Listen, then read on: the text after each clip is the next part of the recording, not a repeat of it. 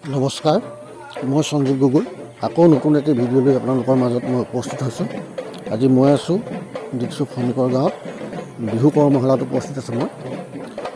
বিহু কৃষ্টি পৰিষদ অসম আৰু আমাৰ ডিকচু আঞ্চলিক সমিতিৰ উদ্যোগত বিহু কৰ্মশালা ইয়াত অনুষ্ঠিত কৰা হৈছিলে। তাৰে আজি অন্তিমটি দিন আৰু এই অনুষ্ঠানভাগিত বিশেষভাৱে মই উপস্থিত থাকিবলৈ পাই অতিকে আনন্দিত আৰু মই উদ্যোক্তাসকলক কৃতজ্ঞতা জ্ঞাপন কৰিছোঁ মোক ইয়ালৈ নিমন্ত্ৰণ কৰাৰ কাৰণে। আৰু আজি এই অনুষ্ঠানভাগিত